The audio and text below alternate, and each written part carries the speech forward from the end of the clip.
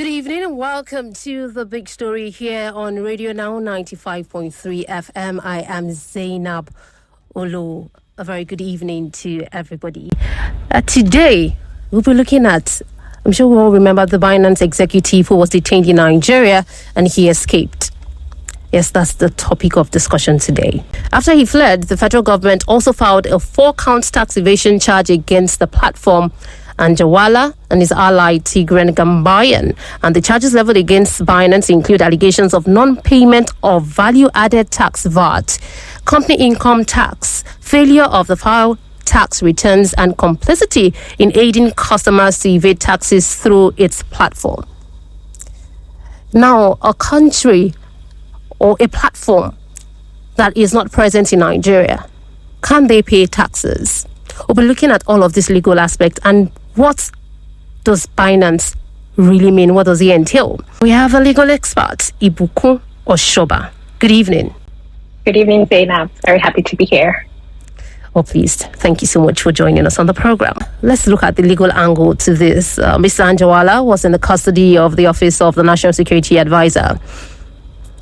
And, from the reports, he still had access to his phone or to a phone. He could still go to the mosque to pray, although, yes, with, the security guarding him. And this is when he escaped. Legally, someone in custody, should he still have access to phones or still be able to move around? Okay, great. So I think the first thing I should clarify is that he was under investigation. So he's not a convicted criminal. He was not in prison. He was in custody. And he was with one of the agencies that was investigating the company. So yes, the agency has the power to determine how they want to detain the person. So they have thought it's okay for him to have access to his religious duties, which is fine, and to contact the outside world. So even in custody, even in prison, detainees are allowed to contact the outside world under some type of schedule. So those are not unusual practices, and it is legal for an agency to determine how they want to detain whoever is in their custody. All right. Especially because he wasn't convicted of any crimes. We need to make that clear. He was just being investigated. So charges have not been filed, so he could still have access to phones or go out? As long as, yes, if the agency thought it was okay, which I'm sure they did, yes. Okay, right now, we don't know the whereabouts. We have not heard from the government. In fact, they've contacted Interpol now. So in case they find him, he could be apprehended. But what is unknown is that we don't know the country he is. Talking about extradition treaties now, if he's in a country that we do not have this extradition treaties with, what happens then? Can he still be prosecuted? Okay, so let's talk about what extradition is. So it is simply a structure that is created between countries where they sign a treaty that allows them, for the purpose of consequences, to exchange people in their custody or in their country who are believed to either be criminals or who are under suspicion. So Nigeria has signed this treaty with a number of countries, and in the event that we have people who have come to our country who are now under investigation or who already were convicted but escaped, yes, we can send those people to the country that has requested. Nigeria also can request from a country that it has a treaty with or who is covered under the treaty that a person in their country who has been identified to be in their country can be sent back to Nigeria to be prosecuted. Now, the interesting part is that we've had cases in the past like this that were public as well. If I refer to the case of the minister, Madueke, who was in the UK for a while, and that back and forth did go on. So I think the challenge usually for Nigeria is that when we do make this application, because it's not an automatic process, it's basically diplomatic rights that you are trading with the country. And so if you ask a country and you say, this is a person of interest to us, please send them to us that we've identified there with you, sometimes the country may decline. So there are reasons that can be declined. First, it could be because that country also has an interest in prosecuting the person. In the case of Binance, we know for a fact that there are countries like the US who also are investigating how the platform operates. Yeah. So when it comes to whether or not we are going to find first this person, second, have the person extradited, there are many factors that will be considered. The other thing to think about is that when it comes to extradition treaties, it's also what kind of structure you have in Nigeria. So if we've asked for a person to be returned to us and they're not, sometimes it's because the country returning says that, oh, you don't have the structure to actually prosecute this person.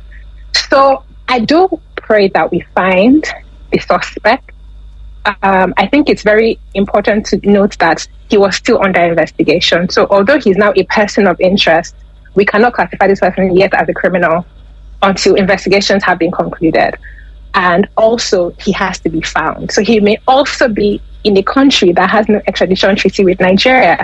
And we know that many people do this to evade, even for big countries. So we have the classic case of Snowden for the US, who is in Russia and can never be extradited to the US. So it's very possible that a person can leave a country and consciously go to another country where there are no treaties, and the person can, even if they're found, because the first step is always to find the person of interest. The second step is, are we going to be able to return this person to our country for further investigation and prosecution? Let me interrupt you there. So if really, like you said, it's a country where we don't have this extradition treaty, or it's a country where, just like you said, the U.S. also criminal money laundering charges against Binance. In fact, they agreed, Binance pleaded guilty and agreed to pay $4.3 billion. Now, in such a country, and they want to prosecute this director, what legal option then can Nigeria consider if at the end of the day we cannot get Mr. Anjarwalla? Well, I would say, let me put it this way. For you to be subject to criminal prosecution in a country, first you have to be a legal person. So either you're a legal person because you're an individual in Nigeria, you're an individual who is not in Nigeria but subject to Nigerian law, meaning that maybe you're a Nigerian or you have a Nigerian passport but you're in another country, or you're a registered company in Nigeria. Now, these are the options we have for the Nigerian law to then cover you, and then we say you have fallen under Nigerian law. What I cannot say for a fact is if we are going to be able to, through this process, then say that we need to have this person come to us. So the first answer is that if it was a smooth process, then the US may be interested and may want to prosecute first. Nigeria may then say, when you're done with your process, we want to go on our own process. That's an option. The other option is that if this person, and I believe that the person in question is not a Nigerian, is probably a British citizen, I think has been speculated. All right. And Binance is also not legally registered in Nigeria, from what the public reports are. Yes, so we'll get there. Come back. Yes, so the point is to say that, why I'm bringing all this up is to say, those are the reasons or the legal ways we can access Binance or their executives. If we don't have any of this, then it may be a case where we have to stick to the executive within custody and try to ensure that that person is, held on to tight. The government has already approached the courts to compel Binance to publish the names of its Nigerian traders. Is this legal? We know there's this privacy if you're trading on something or even telecommunications, you're on a call with someone, you should not give out that information. So would you say this is legal? And talking about the counts, the 4 counts tax evasion on Binance. Binance is not in Nigeria, is not present in Nigeria. Should they be paying taxes? Okay. First, let me go back a little to your conversation with Mr. Philip to say that the government has softened on crypto, and actually SEC has licenses now for platforms that want to operate crypto in Nigeria. So you can get a virtual asset provider license, you can get a digital asset exchange license. I need to say that it's something, so the government is moving away from a strict labeling of this is something that shouldn't be done to how can we work with the people in this space. And I believe that's how we actually got here. in the process of trying to move forward, then all the issues that were going on in that space were being unraveled. So I'm saying that to let anybody out there doing crypto know that you can be legal and you should try to work with the regulator or, to try and legalize your operations. Now, that being said, can Binance be charged in Nigeria? First is to say that the way the law operates is that public interest and national interest will always override any law. So whatever that law is, if it is said to be a security issue, if it's said to be an issue of national security, that will override what the law is. So I need to first put that out there. Okay. The second thing is that, yes, so again, the issue here is that there might be money laundering for terrorism. So that automatically overrides everything that we can say is the law. The second thing is to say, for you to fall under tax laws in Nigeria, now, I think I mentioned this earlier, you have to be a person. So I am subject to tax because I live in Nigeria. If you are not a Nigerian, I live in Nigeria, residency here for more than 180 days subjects you to taxation. If you're a Nigerian, you may be subject to tax in and out of Nigeria. That depends. Now, if you are a company, actually, maybe I should put it this way. If you're a business that makes money in Nigeria, you may be subject to tax because, first of all, you shouldn't be operating without being a legal entity. That's what the law says. You should be a registered entity. The second thing is, if you're then registered, then automatically you must pay certain taxes. There's so many of them in the Finance Act. So there's LIRS, there's FIRS, there's so many. Even the people who are legally paying taxes have tax issues. That's how complicated taxation can be. Now, the issue with Binance not being registered in Nigeria, it's a really big issue, I think, for the purposes of making any charge stick. Now, how do the courts work in Nigeria?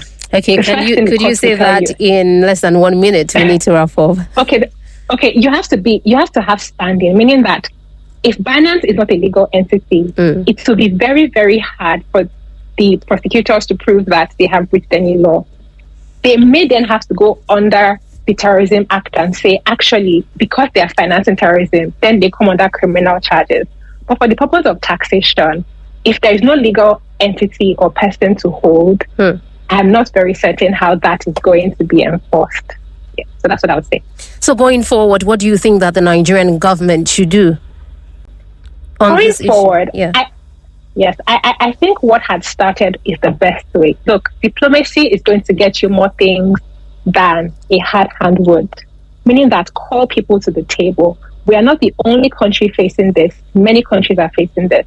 You go and check Facebook history in the US, they were under investigation for years. They were arguing whether they were a platform or a publisher. There were so many things, but there were a lot of discussions for the country to say, look, we need you to pay X and Y taxes. We need you to be able to contribute to the economy. And that's what the government should tend towards. So SEC has taken the perfect stand. Come and get a license. CBN also released regulations for how banks should operate. That's another way to capture them. Thank you, our legal expert, Ibukun Oshoba. We appreciate your time on the program. Thank you so much. And that's the end of the big story. We have to end it there.